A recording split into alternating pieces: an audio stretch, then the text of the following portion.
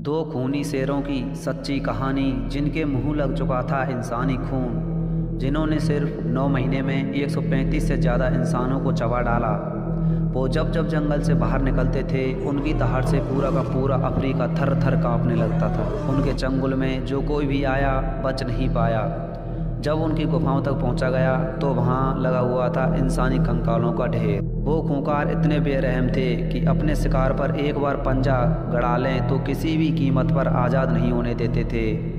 उनके चंगुल से बच पाना नामुमकिन था। करीब 9 फीट और 8 इंच लंबे वो दोनों आदमखोर शेर जब किसी के सामने जाते तो अच्छे अच्छों की हिम्मत जवाब दे देती थी। बंदूकें थामे शिकारियों को भी पसीना आ जाता था। उनका शिकार करना तो दूर, उन्हें देखकर ही शिकारी अपनी जगह पर जम जाता। अफ्रीकी देश केन्या और उगांडा के बीच बने घने जंगलों में साओ नदी के पास उन आदमखोरों ने अपना ठिकाना बना रखा था और यहीं पर दोनों आदमखोर शेर इंसानी मांस की अपनी भूख मिटाते थे। दोनों शेरों को जो भी इंसान इस नदी के पास दिखाई देता वो उसे मारकर खा जाते थे। लेकिन सवाल यह था कि इन आदमखोरों के मौत के तांडव के बाद भी कोई इंसान उन जंगलों के पास क्यों जाते थे। इसे समझने के लिए हमें इस कहानी को शुरू से समझना होगा।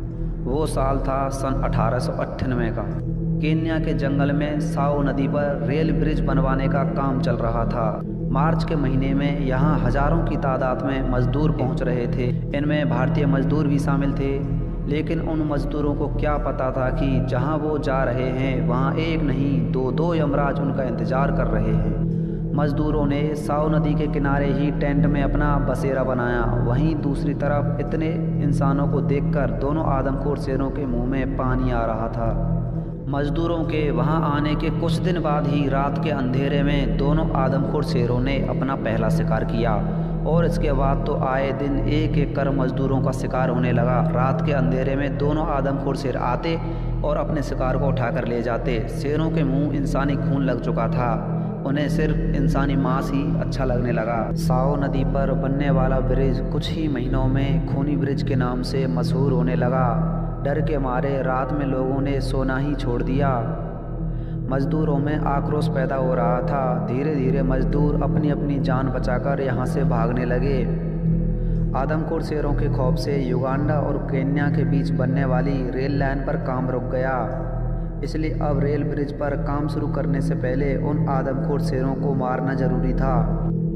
इस खूंखार और जानलेवा मिशन की कमान संभाली साओ नदी पर बनने वाले रेल ब्रिज के chief engineer colonel Henry Peterson ने उन आदमखोरों को मजदूरों के कैंप तक लाने का जाल बिछाया। आदमखोरों को लकड़ी के कमरे के अंदर से मारने का प्लान बनाया गया और इसके लिए अफ्रीका के 3 बेहतरीन निशानेबाजों को बंदूकों के साथ बंद कर दिया गया।